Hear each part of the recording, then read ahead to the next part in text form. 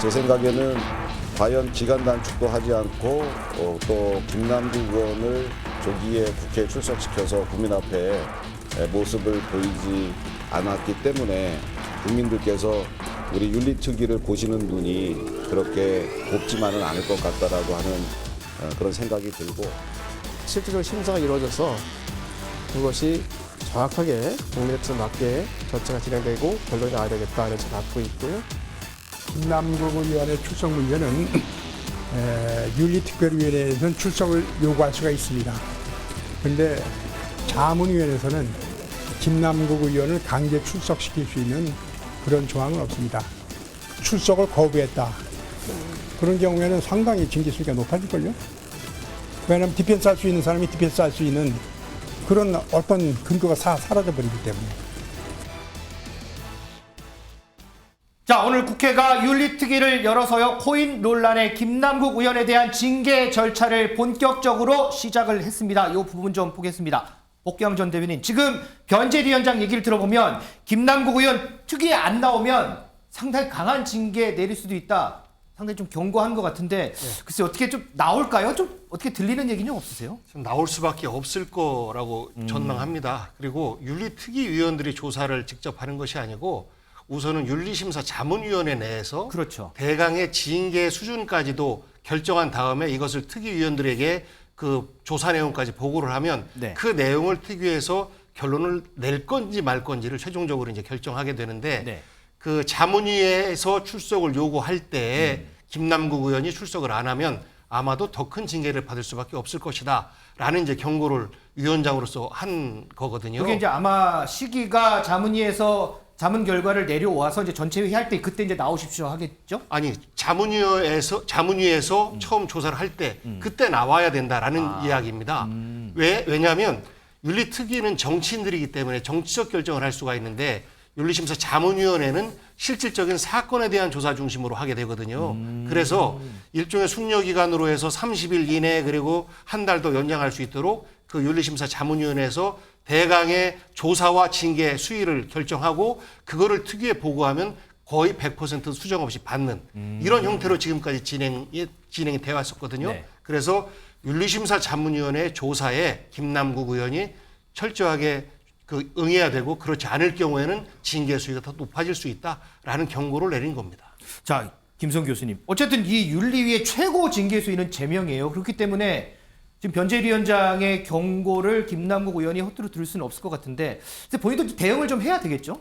그렇죠. 지금 뭐 주변에는 의원직을 내려놓을 생각이 없다라고 자진 사퇴할 생각은 없어 보여요. 그리고 지금 이미 정치적인 도의나 이런 것들을 따지기에는 너무 멀리 와버린 게 이제 해명 과정에서 거짓말도 많았고 무책임하게 잠적해버리기도 했고 또 이제 국회의원이라기보다는 약간 이제 피의자 모드로 스스로 이제 좀 전환해서 방어권 행사에 지금 굉장히 집중하고 있는 모양새로 저는 보이거든요. 왜냐하면 국회의원이라면 정치인이기 때문에 어쨌든 책임감을 가지고 이 사태에 대한 뭔가 발언이 있거나 수습이 있어야 되는데 그런 건 전혀 하고 있지 않아서 이미 이제 본인은 이제 피의자 모드로 이제 전환한 게 아닌가 싶은데, 그러니까 제명은 굉장히 강력한 최고의 징계 수위란 말이죠. 그렇죠.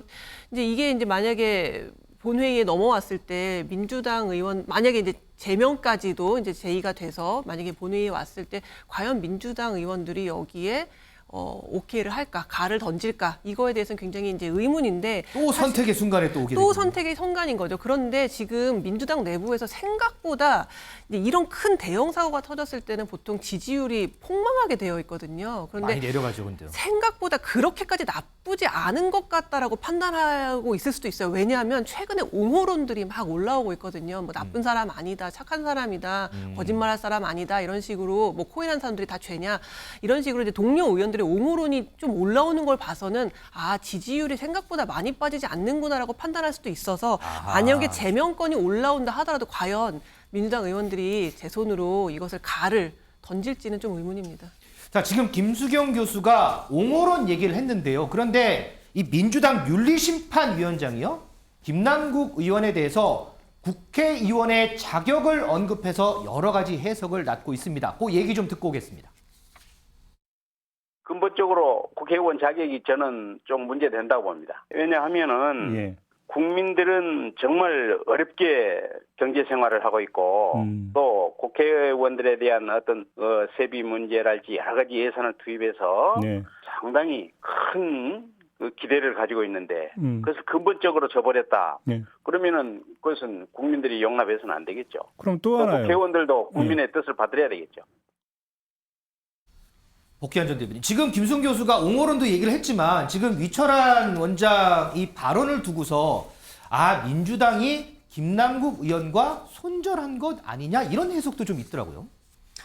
옹호론이라고 하는 것은 지나치게 과하게 김남국에 대한 모든 의혹을 사실인 것으로 받아들이고 일종의 그 징계 수위라든지 처벌 수위를 높게 보고 있는 것 아니냐라는 것이지 결코 김남국 의원이 상임위 시간에 코인 투자를 했다든지 이런 것을 옹호하는 말은 아니거든요. 그리고 유철한 위원장 말은 국회의원으로서 기본적인 자기 품성의 문제가 있다라는 내용이죠. 도덕성에 심각한 문제가 있다. 그리고 국민들이 어려워하는데 젊고 가난한 정치인이라고 하면서 사실상 보면 많은 돈을 갖고 그것이 공개하지 않아도 되는 코인 부분에 투자를 했다라는 것에 대해서 국민적인 배신감을 준 것에 대한 문제를 지적한 것이고 이런 부분에 있어서 김남국 의원이 피해갈 수 있는 길은 저는 없어 보여요. 도덕적으로 볼 때, 네. 또 정치적으로 볼 때. 그런 면에서 원칙적인 지적을 한 것이지 이것이 의도적인 정치적 손절이나 이렇게 보진 않습니다. 그리고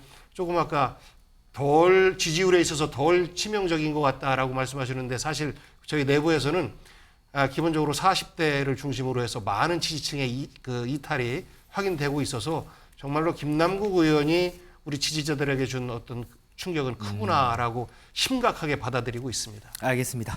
자, 그런가 하면요. 전현희 국민권익위원장이 오늘 긴급 기자회견을 열었습니다. 그러면서 국회의원 가상자산 보유 현황 전수조사와 관련해서 얘기를 한 게 있는데 전현희 위원장 야당 출신 권익위원장이죠. 그래서 어떤 얘기를 할까 관심이 쏠렸었거든요. 어떤 얘기 했는지 한번 들어보시죠. 국회의원들의 이러한 요구가 진정성이 있으려면 현실적으로는 국회의원들의 개인정보 동의서가 반드시 필요합니다. 위원장과 또 관련 부위원장이 공정하게 서로 상호 견제하에 이 조사에 임하겠다라는 이 방안, 1방안이 있고요. 오히려 위원장과 부위원장은 가상자산 전수조사에서 직무 회피하고 개입을 하지 말라라는 두 가지 방안을 제시를 합니다.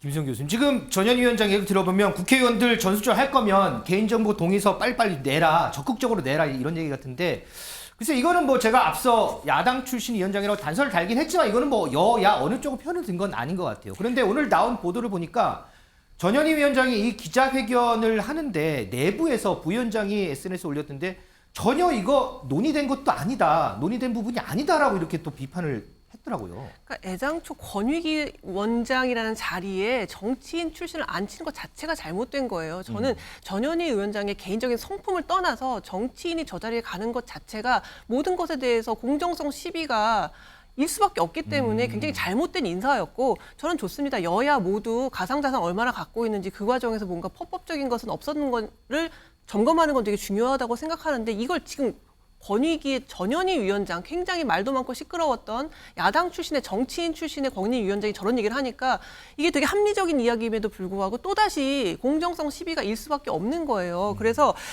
여야 다 보는 거 좋습니다. 그런데 좀 타이밍을 봐야 될 것 같고 어쨌든 김남국 의원에 대한 이 대형 사고가 어떻게든 좀 수습이 되고 민주당이 어떻게 하는지를 좀 보고 그 뒤에 여야가 다 그럼 한번 들여다봅시다 하는 건 좋은데 이 타이밍에 김남국 의원 거는 막 수습도 안 되고 막 커지고 있는 상황에서 야당 출신의 정치인 권익위원장이 저런 얘기를 하는 건 여러모로 다르게 해석될 수 있는 여지가 전 충분히 있다고 봅니다.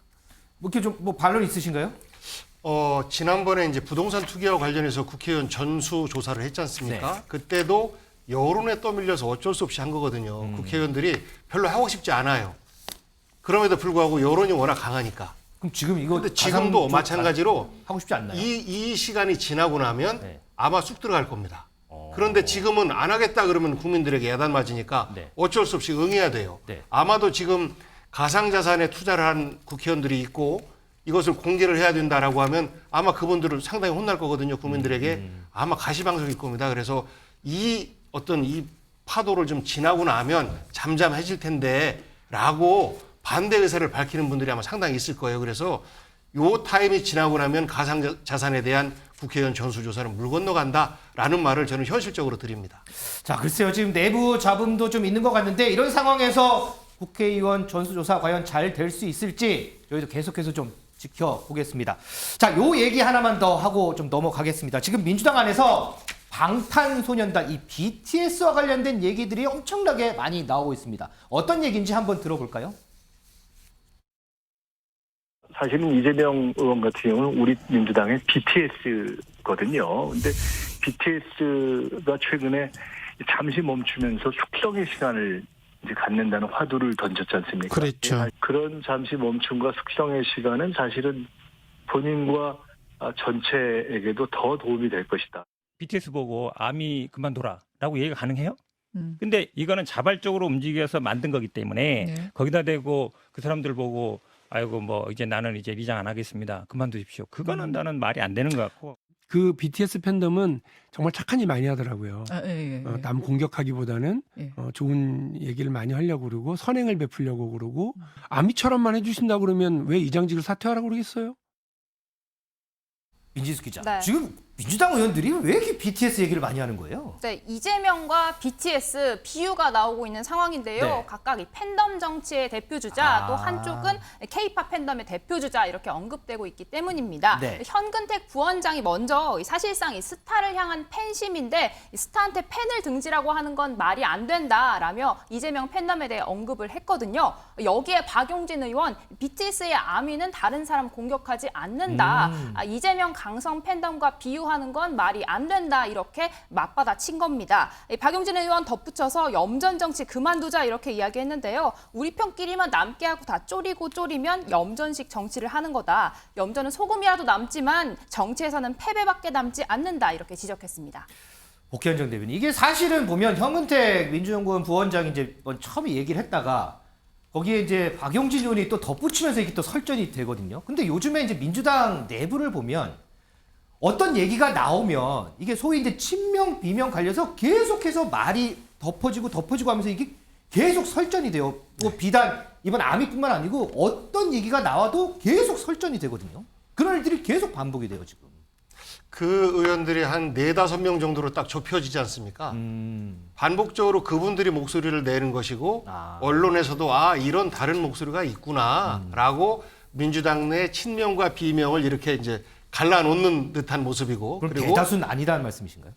거의 80%가량 당원과 국회의원들은 이재명을 중심으로 해서 흔들림 없이 가야 된다라는 정서가 있습니다. 그런데 내년 총선을 앞두고 특히나 또 현재 거론되는 이런 의원들, 비명이라고 거론되는 분들 같은 경우는 지역군의 경쟁이나 내부 경선 이런 것들도 좀 앞두고 있기 때문에 약간 감정적인 측면까지도 함께 나오고 있는 것 아닌가 이렇게 보고 있습니다. 김수경 교수님은 옆에서 보시기에 어떻게 보세요? 이게 참 계속 뭐가 정리가 안 되고 논쟁만 있거든요, 이게. 아미 함부로 꺼내면 큰일 나는데 큰일 나죠. 전 세계 팬들을 등을 돌릴 수도 있는 문제인데 물론 농담입니다만 팬클럽 같은 경우에 룰이 정말 엄격하고요. 뭐 욕해도 싸워도 다 강퇴당해요. 그래서 이런 개딸들의 행태하고 이렇게 아미를 붙여서 얘기하는 건 굉장히 부적절할 수가 있고요. 저는 이 개딸에 대한 내용을 팬덤에 대해서 우리가 항상 얘기하잖아요. 개딸에 대한 비판은 폭력에 대한 이야기거든요. 그러니까 우리는 지금 폭력을 하지 말자라는 거지 팬덤을 하지 말자라는 게 아니거든요. 그런데 항상 정치인들, 아까 나온 현근택 변호사 같은 경우는 팬덤을 어떻게 막겠냐라고 얘기를 하는데 네, 팬덤은 못 막죠. 우리는 폭력을 막자는 거예요. 그래서 좀 본질은 폭력을 그만하자는 데 있다라고 저는 말씀드리고 싶습니다. 자, 지금 계속해서 뭐 이 문제가 계속 불거지는데 과연 어떻게 좀 정리가 될지 저희도 좀 계속해서 좀 보고요. 저도 좀 궁금해진 것 같습니다.